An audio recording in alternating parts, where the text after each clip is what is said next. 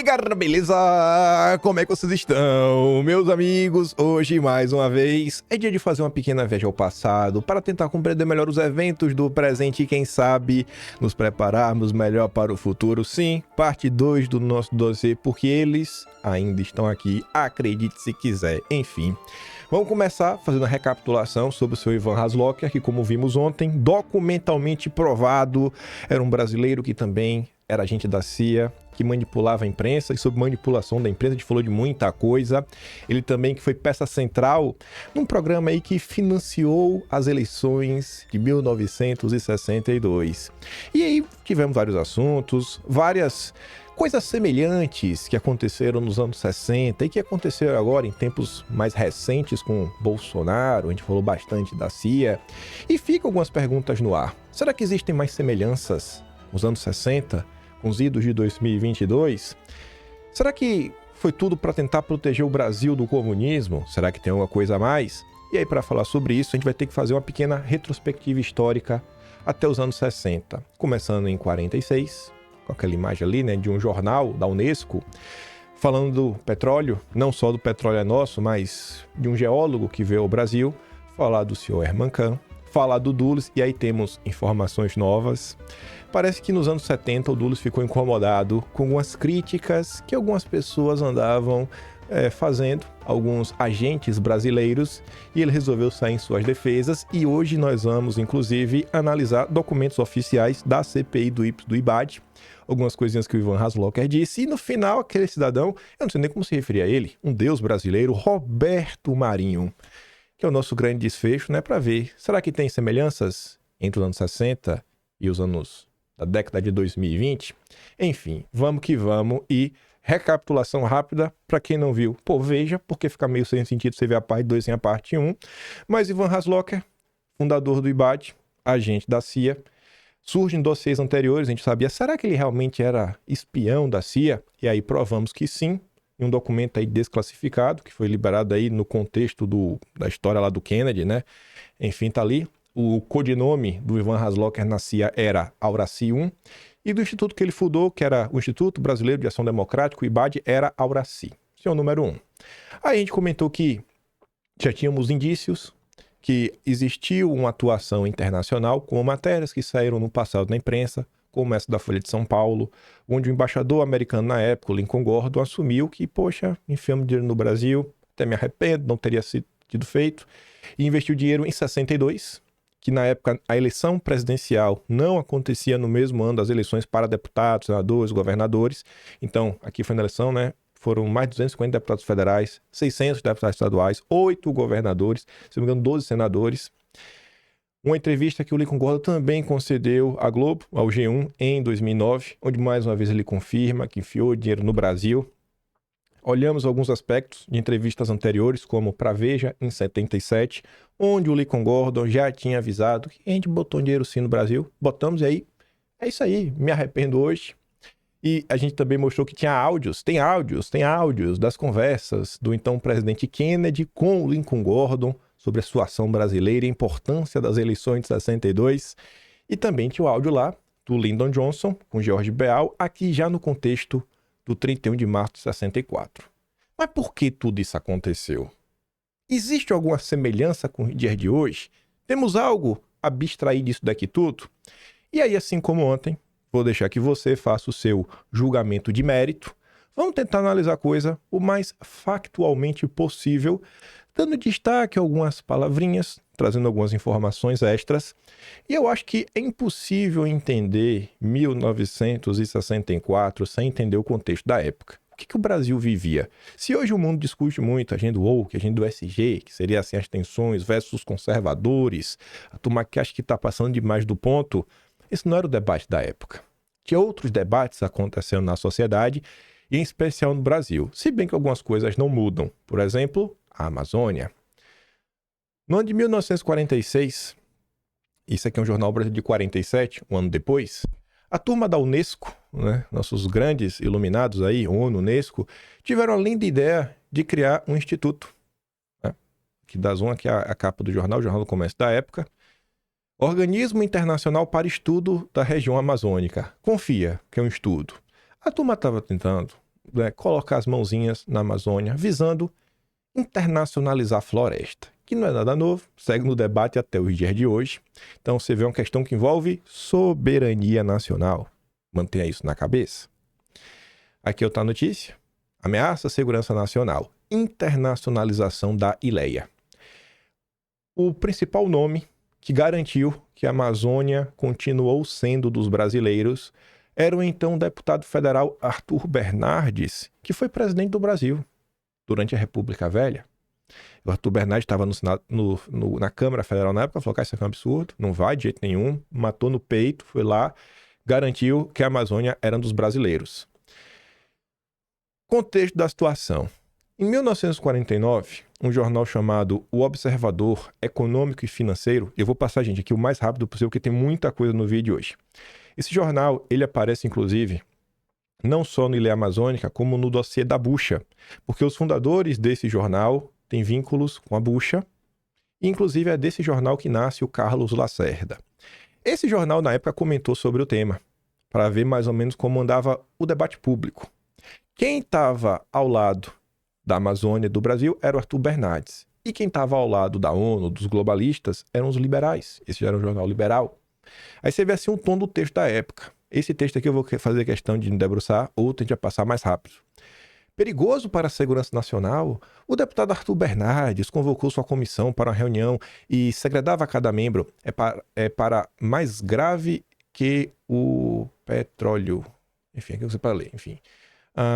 O assunto era a convenção do ILEA Amazônica e leu um parecer bomba, demonstrando absoluto desconhecimento da Unesco e fez uma série de afirmativas que visam apenas despertar a suspeita em torno de um dos projetos mais importantes da Unesco. A repercussão não podia deixar de ser a maior possível, não apenas no Brasil, mas no exterior. Como que o próprio Brasil, que tanto pediu, que tanto debateu, que tanto demonstrou a necessidade desta cooperação científica mundial em torno do Vale Amazônico, pelo seu Congresso, vinha repudiar o projeto da Unesco como suspeito de imperialismo, de penetração estrangeira, de violador da soberania. Os liberais estavam indignados.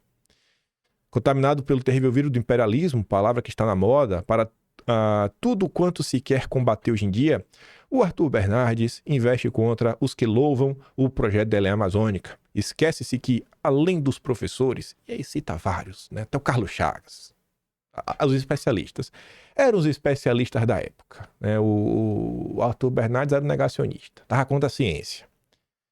Todos os delegados do Brasil, a Conferência Geral da Unesco, apoiaram o projeto. 40 cientistas. Era o negacionista da época e hoje vocês veem que história é essa, né? Enfim, o Conselho Nacional do Índio também estava lá apoiando. Um grupo de gente dedicada e devotada apoiou entusiasticamente o projeto da ILEA Amazônica. Jacobinismo anti-brasileiro. Aqui as pessoas da esquerda podem até torcer o bico. A gente até que acha que isso aqui foi certo no passado. Mas não é em 2019, o Estadão, que inclusive é peça central na articulação do que aconteceu em 64, através do Júlio de Mesquita Filho, o Estadão cria um texto, e o Estadão também que participa da moldagem da opinião pública sobre determinados temas, e na década de 60, cria um texto para falar sobre a direita jacobina, para falar de Bolsonaro e seus aliados e falar mal. Mas é outro assunto. O parecer de Arthur Bernardes deixa ver um jacobinismo terrível que não temos receio de classificar como anti-brasileiro. Pronto, o cara que defende a soberania é anti-brasileiro. A onda de desconfiança que procura despertar contra as decisões da Unesco é absolutamente injustificável. Hoje, 2025, vocês acham que a Unesco está preocupada com a Amazônia, com o Brasil? Não são ingênuos cientistas nem brasileiros desavisados. Arthur Bernardes estava assim, mano, vocês são malucos, vocês são loucos. Sem ferir a soberania nacional, sem qualquer perigo para a intangibilidade do nosso futuro, trará a cooperação ordenada, a cooperação que existe há muitos anos de maneira desordenada. Querer ver nesta cooperação desejos imperialistas ou de penetração seria o mesmo que desconfiar das missões militares, navais e aeronáuticas que mantemos em tão importantes setores da nossa vida nacional. É sem dúvida alguma praticar jacobinismo anti-brasileiro. Acho que o Arthur Bernardes estava certo. Contra a absurda pretensão de cortina de ferro para o Brasil é que se levantam todos os que desejam o progresso do Brasil, né? Os liberais deveriam se unir. Não serão os argumentos realmente pueris do Arthur Bernardes os que destruirão a oportunidade, como que Paulo Carneiro, um cientista que é orgulho não apenas do Brasil, mas do mundo científico, né, com sua inteligência, etc., com o apoio de patrícios empenhados na mesma tarefa e dos homens de boa vontade que se reúnem sob a bandeira humana da Unesco.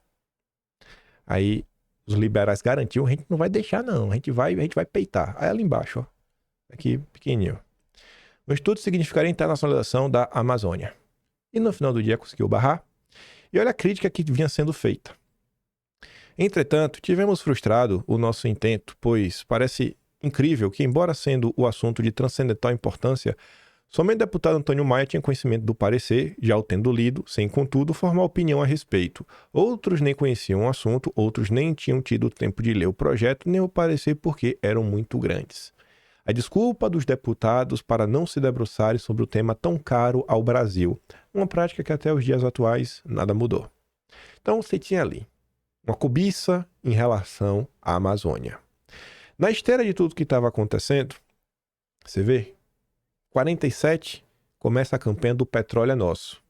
Assim como quem estava a favor da ilha amazônica, a favor do bloco globalista, eram os liberais, quem estava contra a campanha do Petróleo é Nosso também eram os liberais. A ela se opõem setores liberais chamados de entreguistas pelos grupos nacionalistas. Então aqui você tem até um nome para quem estava ao lado do Petróleo é Nosso. De um lado você tinha os nacionalistas, do outro lado os liberais. À frente da campanha tinha o Monteiro Lobato, até o pai do FHC era favorável à exploração do petróleo pelo Brasil. Para setores nacionalistas, a independência econômica deveria ser um complemento da liberdade política trazida pelo movimento democratizante e isto só seria possível com a exploração do petróleo no Brasil. Em toda a fase de preparação do anteprojeto e discussão na Câmara do Estatuto do Petróleo, a campanha ganhou as ruas sob a liderança do Centro de Estudos e Defesa do Petróleo, instalado solenemente em 21 de abril de 48 na sede do Automóvel Clube do Brasil, e a presidência de honra da luta pelo petróleo é nosso coube ao Arthur Bernardes, o mesmo homem que protegeu a Amazônia da Unesco. Mais uma vez, Arthur Bernardes. Ali a foto dele, já velhinho. Isso aqui foi em 57. Quando você vê nos dias atuais, a gente teve até alguns conflitos em relação ao petróleo, que o preço subiu bastante, né? Ali no pós-2022, conflito lá na Ucrânia. A Globo resolveu fazer uma matéria, na verdade, durante o Fique em Casa, em 2021, trazendo algumas informações que são relevantes, onde ela confirma que Arthur Bernardes estava de um lado, e no lado oposto, você tinha os liberais Roberto Campos e Eugênio Goudin. E você não percebeu que o nome do Roberto Campos vai aparecer algumas vezes ao longo do vídeo de hoje. Segundo Roberto Campos, o monopólio estatal era fetiche de país subdesenvolvido. Na mesma época que você tinha essa tensão em torno da exploração do petróleo, alguns anos depois, ficou provado no Brasil uma interferência estrangeira por parte da imprensa, né? Assim, dentro da imprensa, para você moldar a opinião, inclusive em torno da campanha do Petróleo é Nosso. E isso ficou provado em qual contexto? Em uma CPI. Uma CPI. Comissão Parlamentar de Inquérito da Shell e ESSO. Inclusive o nosso primeiro dossiê histórico de todos. Aqui ficou provado que uma empresa de publicidade, que era responsável pelos contratos de publicidade de todas as petroleiras e as empresas americanas no Brasil, que era a McCann Erickson, que inclusive aparece também no vídeo já de ontem, um papel central aí na medição da opinião pública por parte da USIA, Agência de Inteligência dos Estados Unidos. E aí, lá, 300 milhões de cruzeiros, verba de publicidade, tinha algumas ordens, né? Não pode falar bem da campanha do Petróleo é Nosso, ou, além de não falar bem, coloca na espiral de silêncio, ficou tudo provado documentalmente. Reconheceu o presidente da Shell a autenticidade de todos os documentos apresentados pelo jornalista caô. Ali até, né, o recibo, tudo bonitinho. Os trusts dominam a imprensa. A imprensa, amiga dos interesses internacionais contra os interesses brasileiros. Essa imagem aqui é do Diário do Congresso. O Diário Oficial do Congresso. Onde, no Diário de janeiro de 1959, a partir da página 793, você vai encontrar o projeto de resolução número 190 de 59, que é um projeto que foi apresentado ao final desta CPI. Então você vai ter umas 7 páginas em relação a isso e, olha que bacana, na página 797 tem uma tabela mostrando a verba de propaganda em alguns jornais, como ela subiu. Aí você vai encontrar jornais como o Globo. O Globo estava lá, no jornal que a publicidade aumentou. E aí, olha que curioso. Antes da conclusão da CPI, antes de 59, já em 57, o jornal Semanário cobriu o tema e falava o impressionante silêncio dos jornais sobre o inquérito da ESSO e da Shell. A mesma Globo que aparece aqui, né? A verba de publicidade aumentou, aparecia nesse texto. É impressionante o silêncio da chamada grande imprensa do Rio e de São Paulo em relação ao inquérito parlamentar sobre as atividades da ESSO e da Shell em nosso país. Quando a comissão foi organizada, os jornais ou omitiram completamente o fato, como fez o Correio da Manhã, ou se limitaram a registrá-lo no canto perdido, em meia dúzia de linhas, como fez o jornal O Globo. 140 milhões foi quanto o Brasil pagou para Link não achar petróleo. 3 anos depois, 1960, o Brasil discutia o fato de não achar petróleo. Primeiro queria o petróleo é nosso, agora não tem petróleo. O que é que acontecia? Isso aqui virou dossiê. Contextos da época. A Petrobras contratou um geólogo norte-americano, Walter Link, para encontrar petróleo no Brasil. E ele não achou. Walter Link não achou. Ele não achou petróleo no Brasil. O crime do norte-americano contra a Petrobras. A prova esmagadora e definitiva da sabotagem do gringo. Ele fala que o Brasil não tinha petróleo, o petróleo que tinha não tinha viabilidade, não valia a pena explorar. 2025, e aí, o Brasil tem ou não tem petróleo? Tem ou não tem petróleo, Brasil? Será que foi um erro do Walter Link? Ele era ex-funcionário da Standard Oil, dos Rockefeller. E ele foi contratado, né? Link diz que se o Brasil não tem petróleo, a culpa não é dele. Ele não fez geologia? Não, a culpa não é dele. A culpa é de quem, então, né? E ganhou muito dinheiro para falar que o Brasil não tinha petróleo. Imagina se a gente tivesse escutado esse cara, um ex-funcionário dos Rockefeller. Link diz que esgotou todos os recursos e sugere buscas de petróleo em outro país. O Brasil não tem nada, né, Walter Link? Realmente é incrível, senhor. É incrível como o senhor não achou nada. Não achou nada. Então a gente tinha isso, aconteceu na época. Você vê, a Amazônia sendo cobiçada, o petróleo sendo cobiçado, né, sabotagens de forma meio clara. Ainda nos anos 60, mas que foi depois de 64, mas eu acho que segue no mesmo contexto, a gente teve um projeto muito similar à Ilha Amazônica, mas aqui não era um instituto da Unesco. Aqui era um projeto que envolvia até engenharia. Era meio que criar lagos. Lagos são fronteiras naturais, então fica até mais fácil de dividir a Amazônia. E essa ideia partiu do Instituto Hudson, que na época era um instituto financiado pelo Pentágono e tudo mais. O dono desse instituto, fundador, era o Herman Kahn. Aqui está a notícia da época. Lago é plano para alijar a Amazônia do domínio pátrio. Matéria de 57, citando o Instituto Hudson. Oposição pede CPI na Câmara para o Lago Amazônico. E teve CPI. O nome responsável aqui não foi o Arthur Bernardo, né? Já tinha falecido, foi o Bernardo Cabral. O cara, inclusive, tem um papel central na Constituição de 88. O cara, bem interessante a história dele.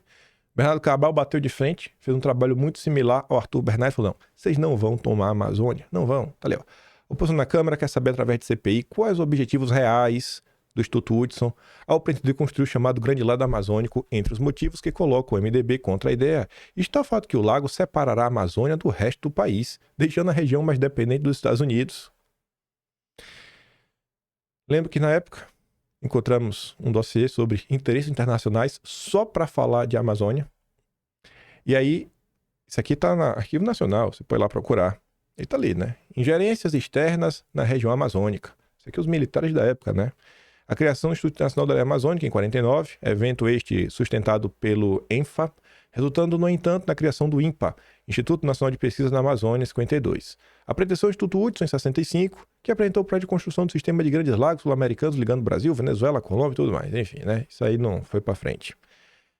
Matérias, isso aqui está nesse dossiê dos militares da década de 60. Isso aqui saiu no jornal francês, né? Um projeto colossal acho que é de separação, né? Que deve transformar a América Latina. Enfim, tava aqui, ó. A França do Macron já estava interessada no Brasil, né? Brasil, é o Brasil.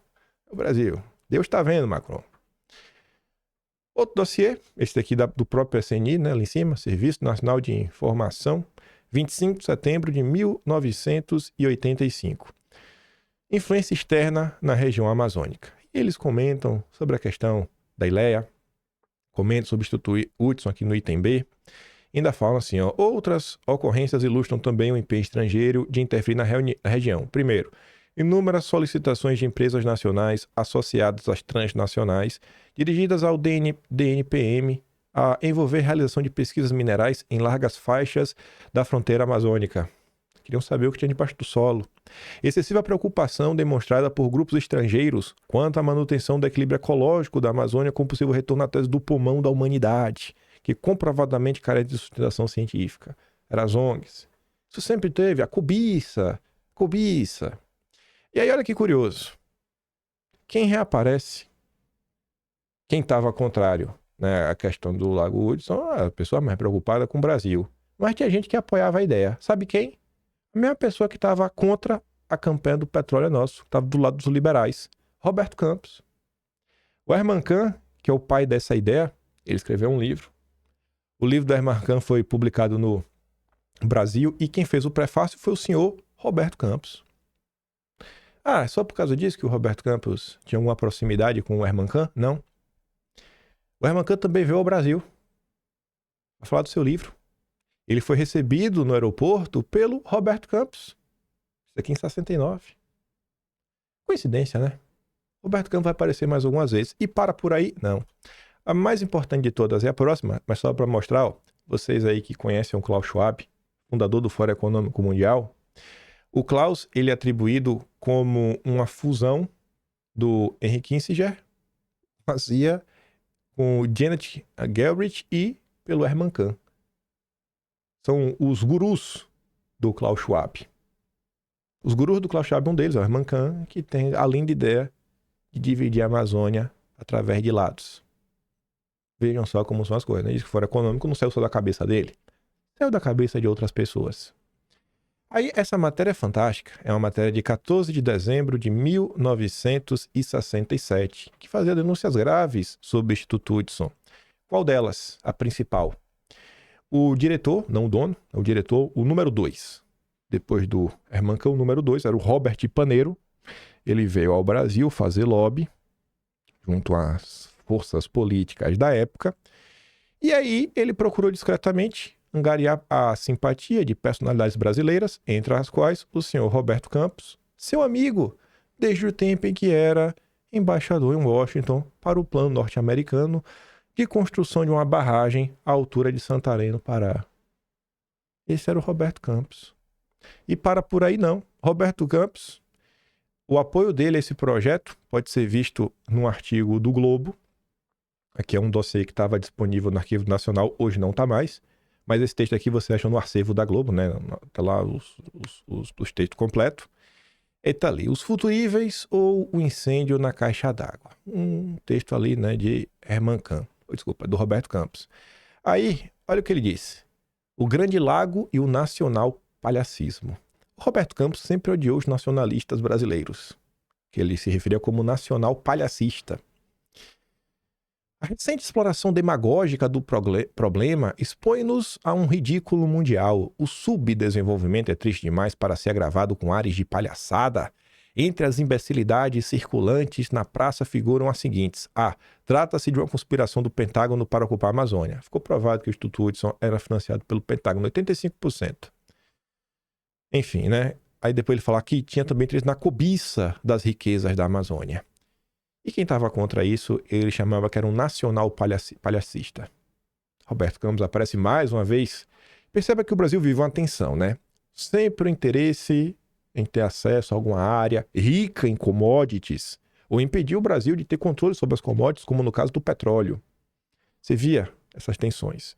E aí, talvez o melhor caso, porque esse caso envolve diretamente 64, e agora temos novas informações, e vamos nos debruçar sobre os documentos oficiais da CPI do IBAD. Isso daqui a gente comentou no primeiro dossiê do Dulles. E foi a partir dessa informação que lá atrás eu cheguei no Ivan Haslocker.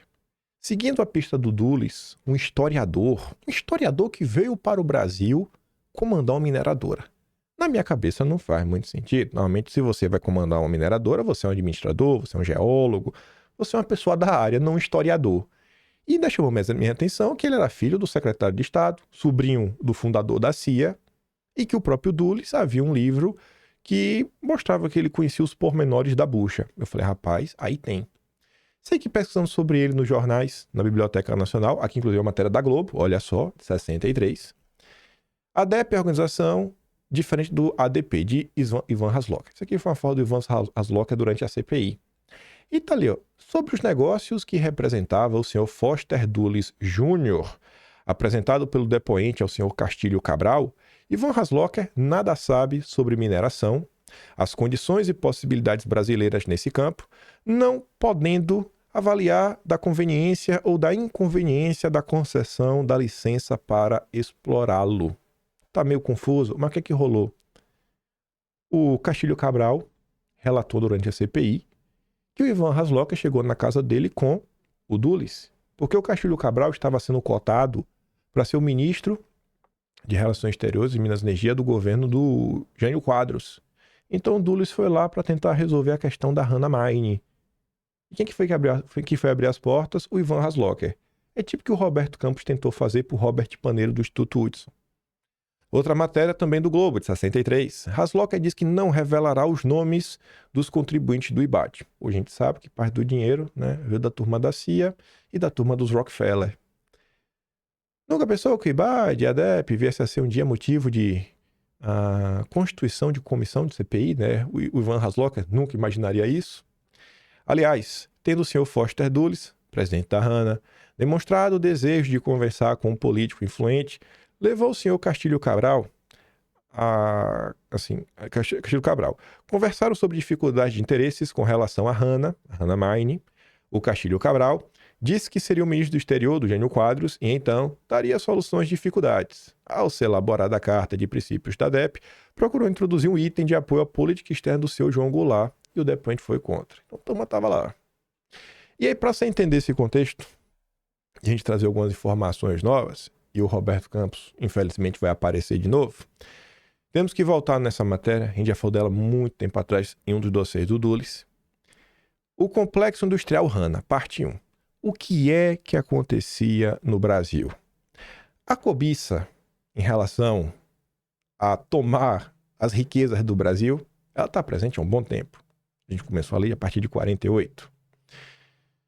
Durante o governo Vargas, a turma tomou uma decisão que, cara, a gente tem que modificar umas coisinhas aqui na questão da exploração mineral no Brasil. Então se criou um código de mineração que preconizava que não pode ter uma empresa 100% de capital estrangeiro tomando conta, então prezava por uma nacionalização, que o sócio majoritário fosse brasileiro, não é estatização, é nacionalização, e mais algumas coisinhas para tentar garantir que, pô, bicho, a riqueza tem que ficar com o Brasil, não pode ficar com essa turminha do barulho. Aí a nota comentava assim: o interesse da Hana na jazida remonta a 56, quando a empresa começou a comprar na Bolsa de Londres, ação de outra mineradora, tudo mais, PPP, aí cita ali os nomes envolvidos. A carta de St. John, que concede direitos de exploração à empresa, data de 1833, muito antes da aprovação do Código Mineral do Brasil de 54. Vejam só. Era uma empresa inglesa, explorava a mina no Brasil, que eles tinham conseguido esse direito em 1833. Confia em mim. Que, como a maioria dos códigos de mineração latino-americanos, de inspiração nacionalista, classificava os direitos do subsolo como domínio público. Enfim, o adversário mais formidável quanto o direito da Hana extrair o minério era a Vale do Rio Doce. Ela já existia na época do Brasil, né? O FHC não tinha vendido. Os administradores nacionalistas da empresa sustentavam que deveriam desenvolver as jazidas de minério de ferro de Minas Gerais. E olha o termo que aparece mais uma vez, nessa tensão, né? Nacionalistas. Nacionalistas versus liberais. Como resultado da agitação, o Congresso Brasileiro abriu um inquérito sobre o projeto. Em 61, o Jânio Quadros iniciou sua própria investigação que revelou uma série de pontos jurídicos em que os direitos legais da Hanna sobre o minério poderiam ser contestados. Após a renúncia de Jânio Quadros, seu sucessor Goulart utilizou esses pontos como base para um decreto de desapropriação emitido em 62. Aí a Hanna falou, rapaz, isso não pode acontecer, temos que ir na justiça. Foram na justiça e o projeto foi para o Supremo. Na época se chamava Tribunal Federal de Recursos. Foi para o Supremo. Como afirmou a revista Fortune em seu artigo de abril de 65, e vocês conseguem achar essa revista, Montanhas Imovíveis, para Hanna, a revolta que derrubou João Goulart chegou como um resgate de última hora. Por quê? Porque em 15 de junho de 66, o Supremo, reconstituído, mudou o quórum do Supremo, deu uma decisão e deixou que a Hanna explorasse o minério lá em Minas. Coincidência, né? Vocês já viram essa história. E aí, a matéria, né? Essa matéria de 2007, matéria internacional, tá traduzida, apontava ali, ó, Dulles, John Watson Foster Dulles, filho do secretário de Estado de Eisenhower, que é o John Dulles, junto com John McCloy, na época presidente do conselho do Chase Manhattan, controlado pelos Rockefeller. Talvez o McCloy reapareça aqui no vídeo. Bem como o próprio Humphrey, o George Humphrey, fizeram visitas estratégicas a autoridades brasileiras em momentos críticos na luta da Hanna para ganhar a concessão das minas de ferro. Então você vê assim, uma presença constante de pessoas ligadas aos Rockefeller ao longo da história brasileira, ou Unesco, Instituto Hudson, que no final do dia é o que a direita no Brasil hoje chama de globalismo, o que parte da esquerda no passado chamava de imperialismo. Você vê que essas forças constantemente estão tentando se apropriar do Brasil. Os globalistas, não é de hoje. Esse era o contexto, mais ou menos, do que vivíamos na década de 60. Aí, veja só. Prazer, CPI do IBAD PEIS, telespectadores, CPI do IBAD IPS. O IPS até agora não apareceu muito na nossa história, né? Vamos bastante do IBAD, do Ivan Haslocker. E vai ficar para os próximos episódios, falar um pouco mais do IPS, porque eles ainda estão no meio de nós. A turminha do IPS é ainda mais do barulho, mas enfim. Daqui é o volume 10. Tem 15 volumes. Eu li os 15? Não, mas eu li uns 8. Eu não aguentava mais ler, minha vista estava cansada. Mas eu descobri que eu gosto disso aqui, porque como é que tá chato? Eu falei, cara, isso aqui tá legal, viu? Deixa eu ver o que eu... Às vezes eu li um volume inteiro para achar uma coisa, um parágrafo, que eu falei, rapaz, isso aqui é muito interessante. No volume 10, tá as perguntas que seriam feitas ao Ivan Haslocker quando ele aceitasse depor. Porque tem uma fugida. Ele deu uma fugida. Fugiu por uns 5 meses da CPI e voltou pro Brasil. Pergunta 223 e 224, que seria feita. Primeira, qual a razão, senhor Ivan, seu agente da CIA, que levou, né, o Foster Dulles a uma visita ao Castilho de Cabral? Qual o assunto que foi tratado nessa conversinha aí, hein? Era, obviamente, sobre a Hanna. Isso daqui foi em 63. Aí tá ali. Aos 25 dias do mês de setembro de 1963, compareceu perante a CPI o Ivan Haslocker, que, se tendo declarado indiciado, passou a ser interrogado. Porque ele não aceitava ser interrogado como testemunha, porque testemunha não pode mentir. Aqui, né? Que, tendo sido solicitado pelo senhor Foster Dulles para uma apresentação a um político do círculo do Jânio Quadros, o Haslocker, né, que mantinha relações sociais com o senhor Dulles, isto é, relações cordiais, feitas um ano antes de receber aquela solicitação, né? O nosso agente da CIA já conhecia há mais de ano o Dulles. A CIA era tocada pelo tio do Dulles, né? É curioso isso, é muito curioso o Brasil. E isto se deu depois da eleição do Jânio Quadros, antes da posse do mesmo, e então levou o seu Dulles... Então, peraí, se antes da eleição do Dulles, o Ivan Haslocker funda o IBAD em 59, o Jânio, sei lá, em 61, então ele tá falando que desde 1960 ele já conhecia o Dulles. Beleza. Então ele levou os Dulles na casa do Castilho Cabral, fez a apresentação, ouviu a conversa, entabulada, eu acho, pelos dois, E referente a negócios da Hanna, empresa da qual Foster Dulles tem interesse, ou melhor, tinha interesses, e segundo supõe o declarante, era mesmo dela presidente, era presidente da Hanna Mine no Brasil. Que a conversa foi perfeitamente normal, platônica, tendo o Mr. Dulles declarado que precisava levar ao senhor Jânio Quadros, tão logo se empossasse no governo federal, relatório sobre as pretensões da Hanna, perfeitamente lícitas. E havendo o senhor Castilho Cabral, que estava pronto a fazer a apresentação, tanto que esperava ser ministro das Relações Exteriores de Jânio Quadros. Quero apresentar para o Jânio todo o nosso lindo trabalho, lindo, maravilhoso trabalho. A gente até comentou no passado que um dos grupos de comunicação que foram os grandes responsáveis por minar a imagem do Jânio Quadros perante a população foi o Repórter ESSO, que era o maior jornal da época, foto clássica do Jânio todo torto. Ela ganhou destaque porque ganhou o prêmio ESSO. E o jornal ESSO também não falava da campanha do Petróleo é Nosso. E acho que o Jânio, quando renuncia, ele fala sobre forças terríveis, mas eram forças ocultas. É uma mistura dessa, acho que ele falou terrível. E venderam para o público forças ocultas. Quem inventou isso também foi o Repórter ESSO. Deve ser só coincidência. Eu não vou fazer juízo de valor se o Jânio Quadros era bom, era ruim, mereceu cair, não mereceu, renunciou porque era trouxa, porque foi pressão. Você faz o seu julgamento. Só estou botando para vocês alguns fatos da época que foram comprovados e provados por A mais B. Enfim, seu Castilho Cabral sugeriu que se incluísse nela uma declaração de apoio à política do senhor João Goulart em relação a países estrangeiros, ao que o declarante objetou que não achava que essa política seja realmente independente, principalmente porque a linha política do declarante é combate ao comunismo, e te digo, e entende que a política independente externa sugerida pelo seu Castilho Cabral implicava na aprovação de uma política que está subordinada à Rússia, como tudo mais. O que é esse daqui? O Lula chegou, faz aqui um lobbyzinho para mim, junto com o Jânio Quadros. Ele falou, cara, eu faço. Olha, o Jânio Quadros, junto aí com o João Goulart, a visão política externa deles é um Brasil independente. Não vai ser alinhado. A gente não vai se alinhar aos Estados Unidos, também não vai se alinhar ao Bloco Soviético. O Jânio Quadros tentou isso e foi bastante criticado.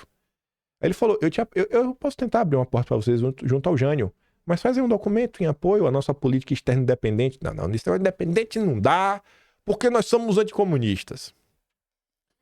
Ou talvez é porque eles queriam submissão, né? Aí você faz o seu julgamento. No volume 11 da CPI,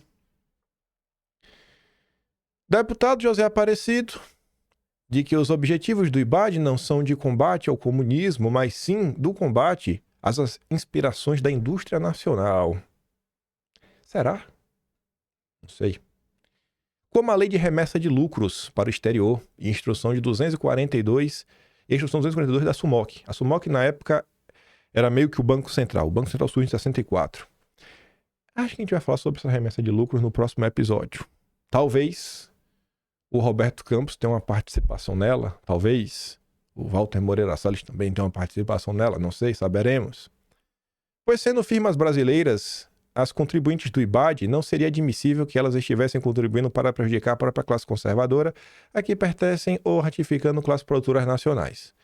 O declarante não tem mesmo para declarar os motivos que levaram o deputado Aparecido a fazer toda a declaração, que conhece a empresa Hanna, que trata de mineração de ferro e de ouro, que não está suficientemente enfronhado no assunto para opinar se a Hanna tem direito às concessões daquelas minerações, que dependendo das circunstâncias específicas, pode haver vantagens ou pode haver desvantagens, permitir que empresas estrangeiras ser proprietárias de jazidas ferríferas ou auríferas, que sabe que Foster Dulles é filho do Dulles, que foi ministro de Relações Exteriores da América, né? E já ouviu falar que a CIA é próximo da família, é o tio dele, né? O Allen Dulles. Coisas que foram ditas na época na CPI. Aí como são as coisas, né? Foi pro Supremo. E o Supremo falou, não, a Hanna pode explorar. Mas antes de ir pro Supremo, aconteceram algumas outras coisas. Quando é que o Brasil vai acabar com a exportação de suas riquezas? Uma matéria de 1970 do jornalista Hélio Fernandes. Aqui já, a Hanna já estava explorando o que ela queria. O controle desse grupo foi obtido graças a um estudo, o controle da Hanna. A Hanna conseguiu, graças a um estudo que ela encomendou à empresa de consulta e estudos Consultec, empresa que produzia pareceres, formada pelo senhor Roberto Campos, antes de ser ministro, mas assim na função oficial de embaixador do Brasil. Não só Roberto Campos, como outras pessoas muito conhecidas e que diversas tiveram posições em cargos-chave após 31 de março de 64 e que diversas dessas pessoas também têm vínculos com forças transnacionais, vídeo o seu Lucas Lopes, que também foi ministro. Uma vez no governo, como ministro do Planejamento e orientador dos demais ministros, o senhor Roberto Campos fez adotar pelo governo do Castelo Branco as conclusões da Consultec em favor da entrada e do domínio da Hanna. Isso daqui é o que o povo chama de porta giratória. Quando você está do lado do balcão, depois você pula para o outro lado do balcão, você faz o parecer para você mesmo aprovar? Ah, Roberto Campos. Olha, aparece de novo aqui no vídeo, né? Curioso. De novo? Já não sei mais quantas vezes. 2 anos depois de concluídos os trabalhos dessa CPI, Costa e Silva assinou o decreto mandando adotar na prática todas as conclusões da comissão. Tais conclusões severas e radicais, mais uma vez adotadas efetivamente pelo Costa e Silva, significariam o fim da Hanna no Brasil. Vai ser lá vai o Costa e Silva, vou fazer. Canetada democrática. Mas, inesperadamente, logo depois do primeiro decreto, Costa e Silva, a pretexto que sua decisão havia sido publicada com erros de ortografia, assinou outro decreto e praticamente anulou seu próprio despacho contra a Hanna. Que erro de português foi esse, irmão? A Hanna continuou a dominar a política de minérios no Brasil, já então associada ao senhor Azevedo Antunes.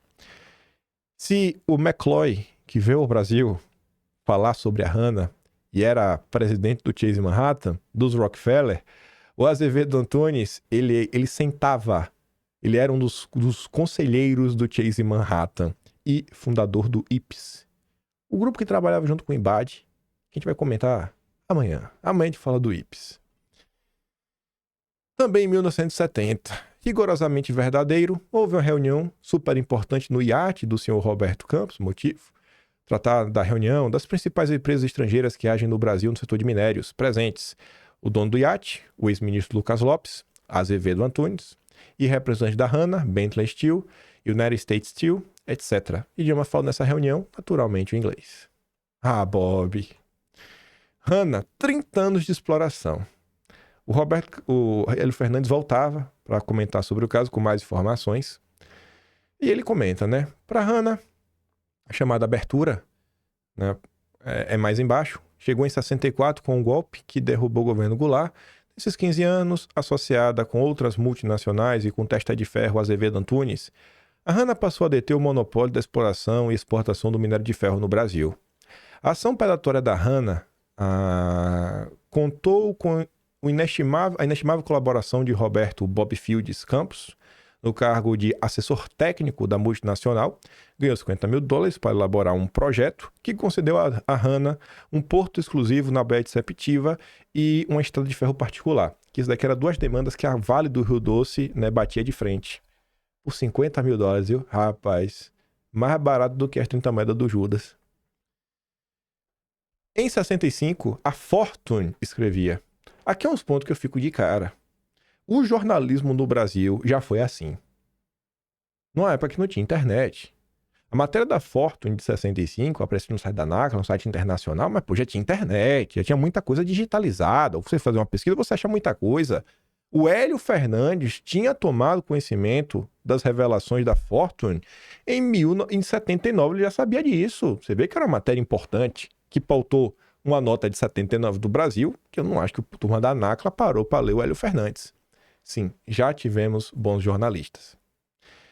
A Fortune escrevia: para Hanna, a revolta que derrubou Goulart chegou como a salvação no último minuto pela primeira cavalaria.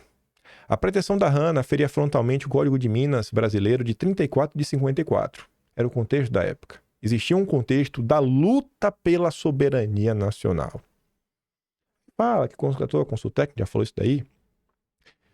Para surpresa geral, antes da própria Hanna protestar-se contra a medida, né, quando lá o Jânio Quadros foi para cima, o Jango também, o Departamento de Estado, através do embaixador Lincoln Gordon, vocês já devem conhecer ele, lançou uma nota de protesto, onde revelava que Lucas Lopes era o presidente da Hanna no Brasil. O país ficou boquiaberto. Lucas Lopes fundou a Consultec junto com Roberto Campos. Contra a medida, a Hana impetrou um mandato de segurança no Tribunal Federal de Recursos, que negou no primeiro momento. Mas o tempo passou e tudo mudou. Ao mesmo tempo, nos bastidores, a Hana estava ativa, conspirando contra o governo Goulart através do IBAD, aí coloca ali, ó, John Foster Dulles, representante da multinacional, né, um dos mentores do IBAD, e do IPES, por meio do seu testa de ferro, Augusto Trajano Azevedo Antunes, um dos principais financiadores do Instituto e que se tornara sócio da Hana em vários projetos, através da companhia Nova Limense.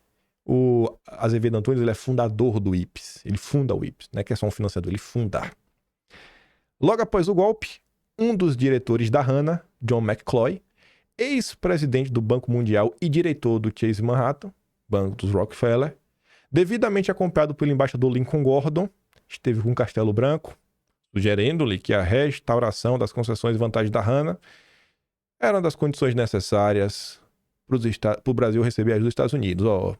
Ou ajuda a gente ou vai dar ruim. Ou ajuda a gente vai dar ruim. Enfim. Mas não era necessário, pois Bob Field estava lá para matar no peito a decisão. E um decreto presidencial de 24 de dezembro de 64 quebrava o monopólio estatal de minérios, permitindo a exploração das ricas jazidas de ferro por companhias estrangeiras e concedia à Hana o direito de construir um porto exclusivo.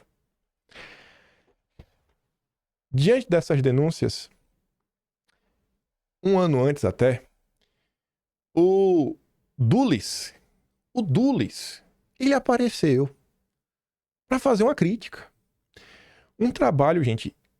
Cara, eu não sei. Deixa eu ver se vou ter esse trabalho fácil para mostrar para vocês. Acho que eu não vou ter o link dele aqui agora. Eu não quero dar pausa para procurar. Deixa eu mostrar para vocês aqui. Dá uma pausa aqui só para vocês sentirem o drama.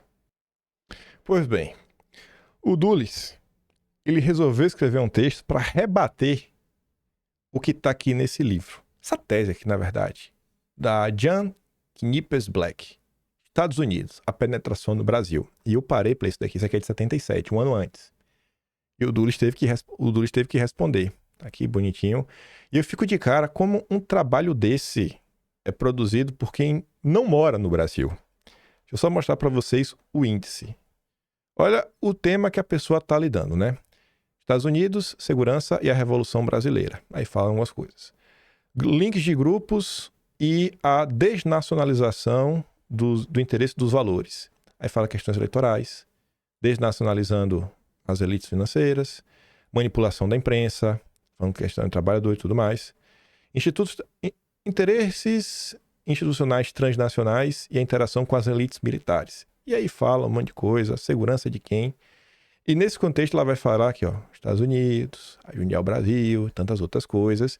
E aí ela vai falar, isso aqui, já tá falando aqui, ó, de 64 na terceira linha, né? Coup d'État, Brasil. Lyndon Johnson, tudo mais. E aí, diante desse texto, o nosso companheiro Dulles resolveu falar, não, mas peraí, você está mentindo. Eu sou um bom menino, o Bob é meu amigo. O Bob é meu amigo. E foi lá rebater, né? Aí vamos dar uma olhada. Em seu relato da penetração dos Estados Unidos no Brasil, a senhora Black fala lá, né, examina os papéis da USIA, né, United States Information, a ISIS, na verdade. Fala de outros grupos. O projeto do autor é prejudicado pela atenção dada a fontes que são menos notáveis pela precisão do que por suas críticas a autoridades e investidores dos Estados Unidos. De acordo com essas fontes, a Embaixada dos Estados Unidos em 55 olhou favoravelmente para a conspiração para impedir a posse de Kubitschek, uma conspiração na qual somos erroneamente informados, a Standard Oil, a US Steel, buscando termos mais generosos para investidores americanos. Ela está mentindo, né? E aí teria reunido o Carlos Lacerda, Quadros, Café Filho, né, para dar um golpe. Não, isso jamais aconteceu. A turma dos Rockefeller nunca, com a turma, os investidores americanos, nunca eles fizeram nada disso. O Dulles está falando para você, eu acho que ele não mente. Aí depois ele continua. As fontes de Black fazem os seguintes pontos sobre a queda de Goulart. Os interesses dos Estados Unidos entraram em pânico quando Goulart lutava por reformas democráticas que redistribuíssem riqueza e poder. David Rockefeller declarou que Goulart teria que sair. E o IBEC dos Rockefeller se tornou um grande benfeitor do IBAD de Van Haslocker, que estava canalizando dinheiro para influenciar as eleições brasileiras. A CIA financiou manifestações urbanas em massa contra Goulart. Fonte, Philip Age. O ex-agente da CIA que a gente comentou no vídeo de ontem, né? Tudo mentira, né, Dulles? Nada disso aqui aconteceu, né? Tudo fake news. Tudo fake news. Tudo fake news. Os Rockefeller nunca fizeram nada. Essa especulação implausível é motivada por um ponto de vista que o autor tem o direito de sustentar. Mas esse ponto de vista é mais prejudicado do que ajudado pelo uso de declarações do autor destinadas a defendê-lo. A verdade é que o IBEC não forneceu nada ao IBAD. Walters não incitou Castelo e Gordon estava nos Estados Unidos. Nem sequer conheceu Castelo Branco, quando é descrito como aconselhando o general. Será que Lincoln Gordon nunca conheceu Castelo Branco? Será? Eu acho que o Lincoln Gordon, ele mesmo em entrevista, já falou coisa diferente, Dulles. A gente vai chegar lá, viu? Você tá nervoso, irmão. Você tá nervoso. Você precisou rebater, você sentiu. Chamar o Galvão, viu? Sem dúvida, autoridades, empresários dos Estados Unidos tinham dúvida semelhante, né, sobre o clima no Brasil. Mas suas atividades, apesar de algumas alegações citadas por Black, não tiveram mais efeito no resultado do que tentativas de penetração de outro tipo, que inclui aí o treinamento soviético e tudo mais. Assim, então, vocês financiaram aí 600 deputados estadual, 250 federais, 8 governadores, 12 senadores, mas não serviu de nada. Fora o conluio com a imprensa amiga, golpista que tá aí até hoje, né? Plim, plim. O bicho é cara de pau, viu? Aí vai lá, enquanto os principais eventos ocorreram, outros assuntos receberam considerável publicidade, assim somos incorretamente informados que Roberto Campos assinou acordo de compra de propriedade da American Foreign Power de 63, sem autorização de seu governo, e que Lincoln Gordon sugeriu ao Castelo Branco que a restauração da concessão da Hannah Mine poderia ser uma condição para receber assistência econômica dos Estados Unidos. Isso tá em outras coisas também, viu? Eu acho que mais pessoas falam disso, viu? Que o McCloy falou, ou vai ou vai. Igualmente carente de profundidade é o estudo sobre as atividades políticas de Haslocker. Porque fala, não, o Haslocker é agente da CIA, vocês vão acreditar em quê? Nos comentários do Eloy Dutra? De Castilho Cabral? O resultado está cheio de imprecisões e números monetários ridículos. Ô, Dulles, o cara confessou o dinheiro, irmão. E o documento da CIA mostra que ele era agente da CIA, pô. Tu mente, viu, campeão? Rapaz, ele precisou escrever isso pra desmentir aquele livro da senhora Black, que fala sobre a penetração americana no Brasil, viu? Vai entender, né? Alguém poderia talvez considerar apresentar um caso para os aspectos positivos da penetração dos Estados Unidos. Sim, vamos escrever um livro de por que é bom penetrar no Brasil.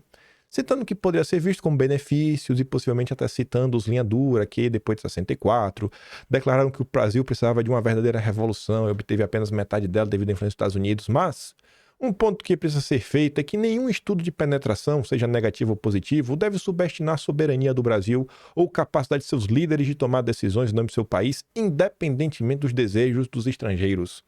Decisões sobre relações internacionais e investimentos estrangeiros que reverteram a chamada independência e nacionalismo foram baseadas apenas em considerações patrióticas.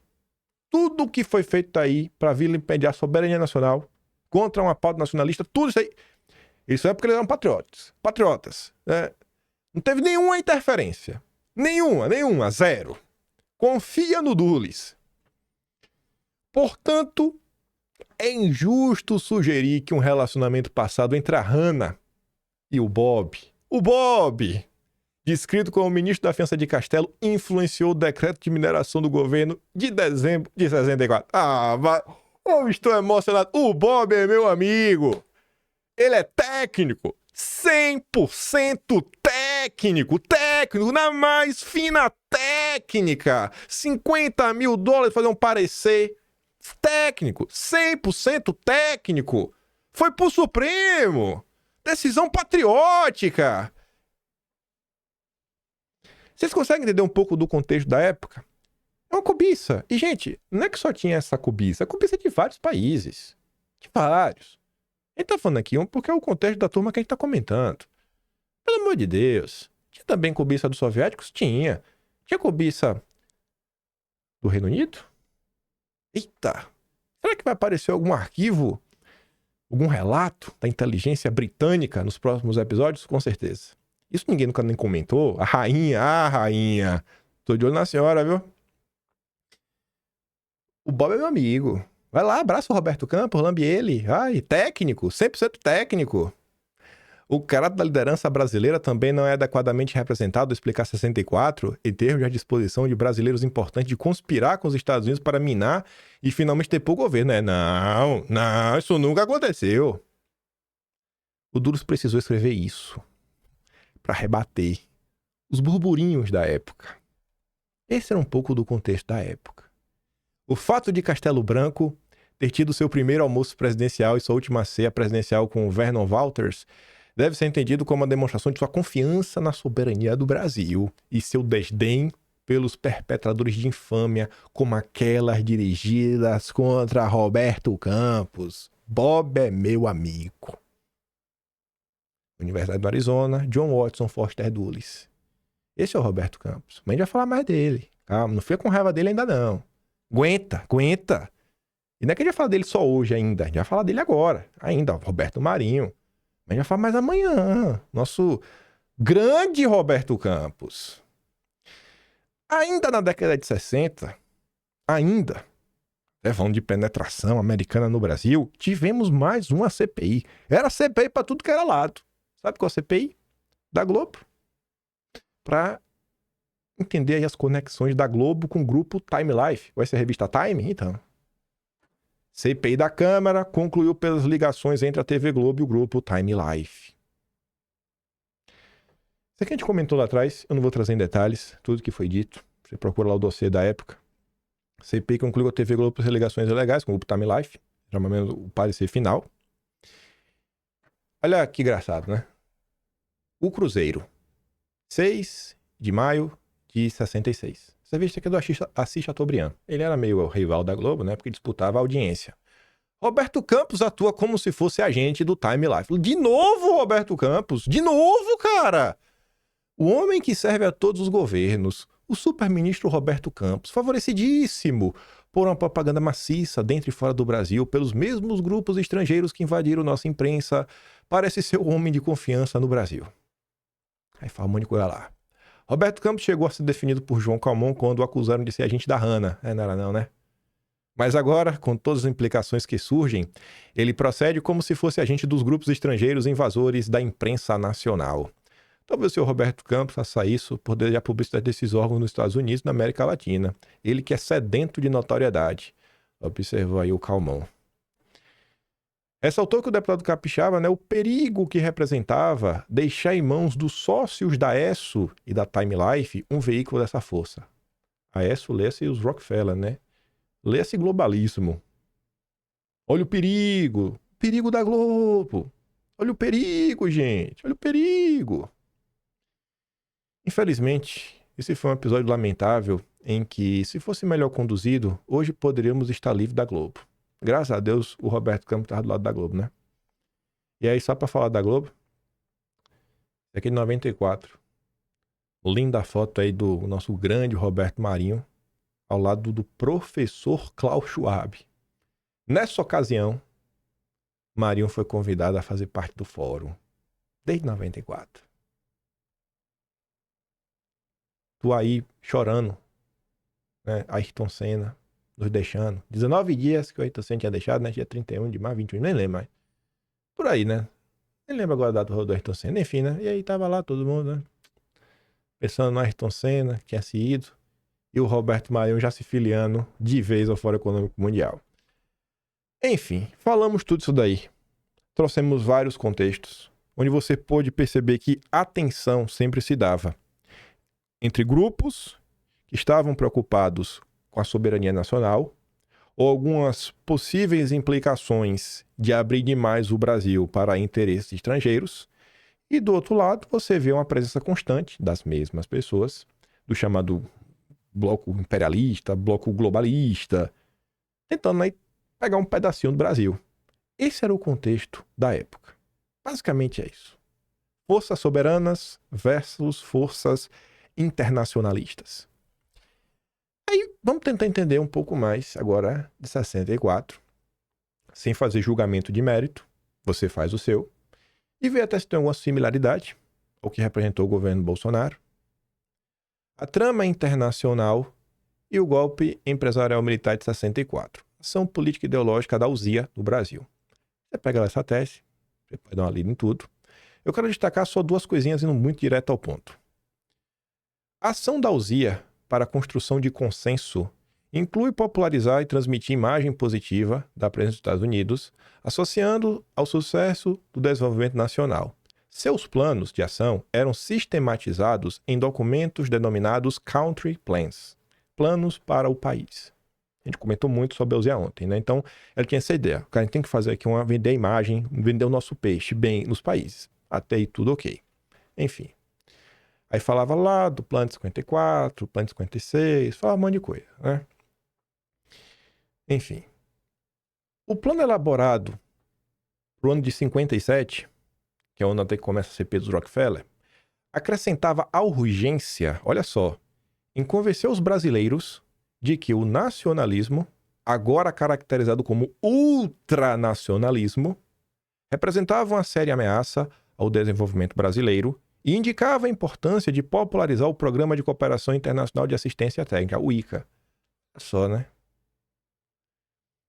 Não vou julgar se estava certo, se estava errado, se os nacionalistas da época eram bons ou eram ruins. Mas olha como esse modificador ultra, ele é usado até os dias atuais para criticar algo ou alguém. Você não é conservador, você é ultra conservador. Ou tão extrema, né? Você vê, E colocar como você olha para trás, né? Você pode, não tô falando se as pessoas eram boas ou ruins, mas querendo ou não, esses setores mais nacionalistas é o que faziam oposição ao senhor Roberto Campos, e era que estava do lado assim, cara, tem que dar uma olhada aqui essas questões que envolvem a soberania nacional e que poderia bater de frente como os interesses da Hannah Mine, da Ilha Amazônica, do Petróleo é Nosso. No plano de ação para 1958, permanecia a orientação para vincular o nacionalismo ao comunismo. Isso fez parte de um plano. Falou, todo nacionalista é comunista. Isso faz parte de um plano. Então, às vezes não é isso, né? Às vezes é a narrativa da CIA, está sendo colocado na mesa e você meio que acabou comprando. E convencer a opinião pública brasileira que o nacionalismo era prejudicial ao desenvolvimento econômico do país. Cabe duas observações importantes em relação ao conteúdo analítico apresentado pelo documento. 1. A explícita declaração da importância estratégica do Brasil para os interesses estadunidenses. 2. A afirmação de que a Petrobras era responsável, além dos comunistas, pelos recursos financeiros que sustentavam o ultranacionalismo. Isso está lá no plano SEAST, memorando lá o Country Plan, tudo bonitinho. Em outro trabalho, a Batalha Secreta de Eisenhower na América Latina, o planejamento estratégico de uma ofensiva continental contra o comunismo e o nacionalismo. O artigo apresenta o planejamento de operações contra o comunismo e o nacionalismo na América Latina, formulado por oficiais do governo Eisenhower em seu primeiro mandato. E esse aqui tem informação muito, assim, que eu acho que é muito mais relevante, que é o memorando do Thomas Mann, que é o memorando de 52, tá ali embaixo. Mas primeiro, né? Esse clima apropriado exigia um compromisso com o desenvolvimento capitalista, liberal e, vou ler do início, né? Como afirma Berton e Roxburgh, existiam naquele período boas razões domésticas, ou seja, lá nos Estados Unidos, para a contenção da mobilização trabalhista na América Latina. Mas havia também um imperativo adicional, a necessidade de criar e manter um clima apropriado para os investimentos estrangeiros direto na região e que não contava com nenhum programa de ajuda ao estilo do Plano Marshall. Investimento direto. E lá você comprar e investir. Cara, vou investir na mineradora, vou investir nisso. Tipo a Hannah Mine da vida. Tinha que criar um clima. Tinha que criar um clima para esse tipo de coisa acontecer. Um clima. Até pela questão do petróleo. Eles eram favoráveis. O parecer até do Roberto Campos, que ele falava na época que ele defendia, é que devia ser uma exploração mista. Brasil e Estados Unidos, com as empresas privadas. A gente comenta sobre isso amanhã. Esse clima, para ser apropriado, né? Para fortalecer essas parcerias, tipo com a Hannah Mine, exigia um compromisso com o desenvolvimento capitalista, liberal, com ideologia de produção, que não tivesse traços de nacionalismo, tipo o que o Roberto Campos chama de nacional-palhacismo. Você vê que o Roberto Campos teve um papel crucial na história brasileira, de sabotar o Brasil. A IRB também reconhece que no início, da Guerra Fria, a principal preocupação dos Estados Unidos em relação à América Latina se referia às posturas nacionalistas de alguns governos e movimentos que visualizavam uma perspectiva equidistante da influência do país como base para qualquer política de afirmação nacional. Cara, aqui, ó, nem lá nem cá, um pé em cada canoa, politicamente independente, que o Jânio até tentou colocar em prática. Em dezembro de 52, mês anterior à posse do Eisenhower, o Thomas Clifton Mann elaborou um documento para ser submetido à equipe do novo presidente dos Estados Unidos, na expectativa de que ele fosse utilizado como subsídio para a elaboração de políticas para a América Latina. Mann, uma das principais autoridades no Departamento de Estado sobre assuntos interamericanos, cujo nome posteriormente seria associado ao golpe de 64 no Brasil, considerava que o nacionalismo econômico era a maior ameaça política, econômica e de segurança para os interesses dos Estados Unidos na região. E esse nacionalismo econômico, você vai lá depois ver, é basicamente a explicação do que o Trump prega. E eu te convido agora, pega o teu celular, coloca assim, ó, Economic vou falar em português, né? Nationalist, no final. Trump. Veja quantas matérias classificam o Trump como nacionalista econômico. Lá pode, o Brasil não. Ou pelo menos não podia, né? No documento elaborado para Eisenhower, Mann afirmava que o comunismo buscava explorar a seu favor a luta nacionalista e as demandas populares por reformas. E aqui um relato que eu posso dar para vocês. É difícil você tentar analisar o que aconteceu no passado, sem conhecer um pouco do passado, tentando puramente transpor os seus conhecimentos de hoje para 1940, 1930, 1950, 1960. A sociedade não se dividia esquerda e direita nos parâmetros atuais. Até o termo de esquerda, ele não entrava nesse contexto, às vezes não estava nem ligado à questão puramente assim, comunista. É difícil hoje explicar, é muito difícil, porque faltam exemplos no Brasil, em especial, e até no mundo, de alguma coisa diferente. Porque quando se fala em esquerda no Brasil e no mundo, você vai vir na cabeça aquela ideia. Não, o cara é comunista, ou então o cara é woke. Bem que só tem esses dois caminhos. Mas é como se fosse uma ideia um pouco mais ligada a um assistencialismo, a uma política meio que trabalhista em prol de, sei lá, políticas que melhorem o dia a dia do trabalhador, mais direitos, uma coisa dessa, e que não envolvia uma pauta de... A pauta de costumes, ela não estava na mesa. Ela não estava na mesa. E não necessariamente também estava uma mudança no sistema econômico do país. Ah, vamos deixar de ser capitalistas para virar socialistas. Não entrava isso na equação. E é difícil. Se você pegar para olhar, por exemplo, a fundação do Partido Republicano, do Arthur Bernardes, que era um cara da direita, acho que até nos dias atuais estaria na direita, ele está falando ali de coisas que você vê que envolve até as relações Estado-mercado privado, mas normalmente ele está falando de liberalismo, nacionalismo, comunismo. Ele está tentando traçar aqui algumas linhas mestras, como, por exemplo, o Arthur Bernardes ele dizia que um dos papéis do Estado é garantir o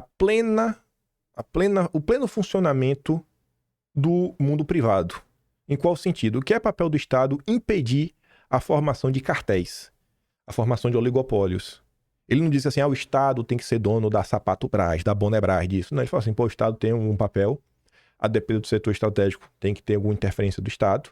Agora, o Estado também tem que garantir, tem que garantir que existe a livre concorrência. É um papel do Estado. Então, assim, é uma interferência na economia para garantir que a economia é dinâmica e não existe nenhum tipo de passada de perna ou maracutaia, vamos falar assim. Então, é difícil entender esse processo se a pessoa não se debruça um pouco sobre o tema.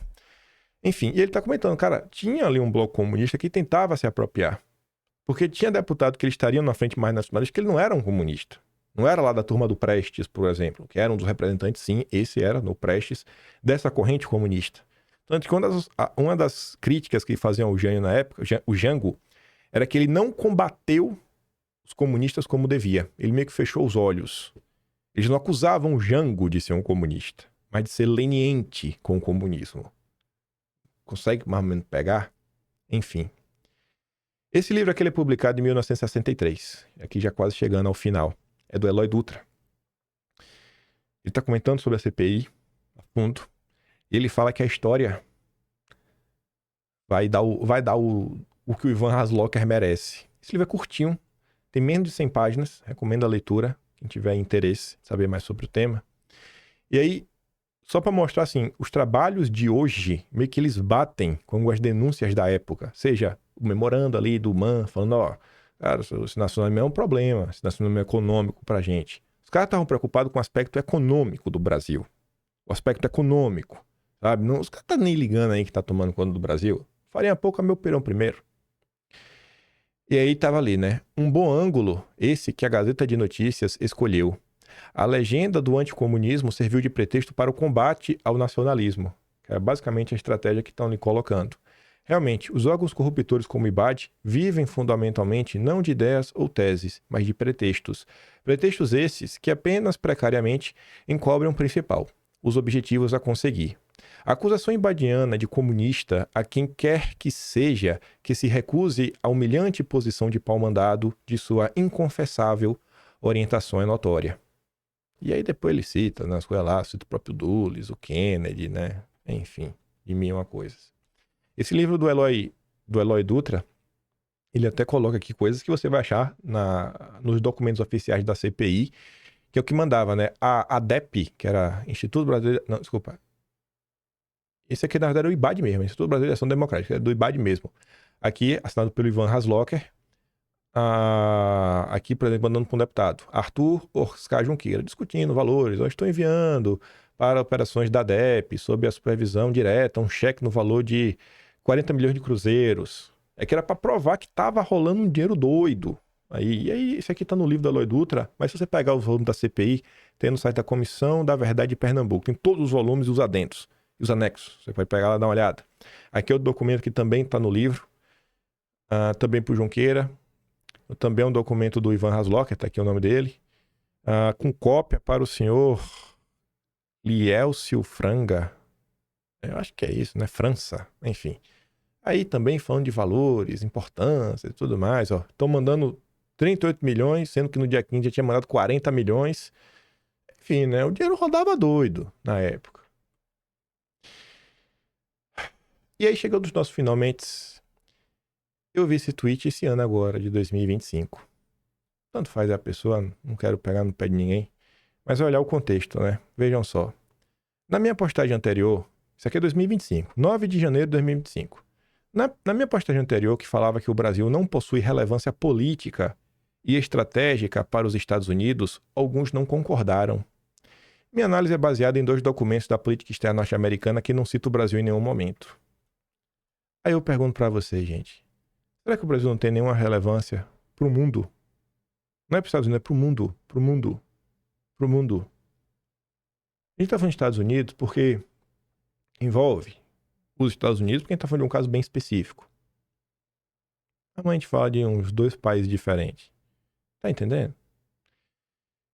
Quando você olha esse confronto, olhando por uma ótica de pessoas um pouco mais preocupadas com uma agenda de soberania nacional de um lado, e pessoas interessadas em vilipendiar a soberania do outro, uma agenda mais globalista.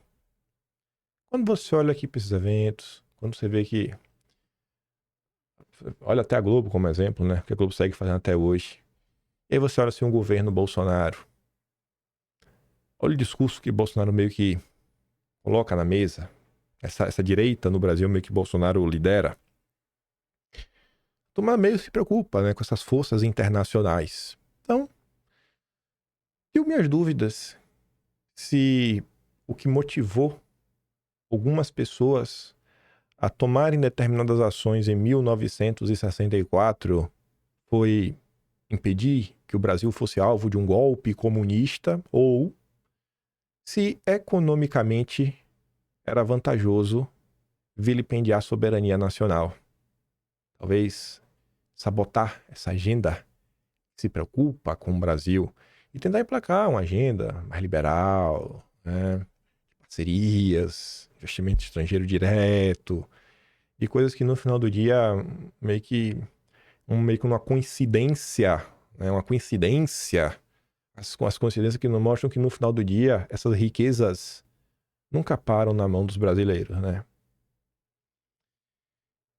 E é isso, né?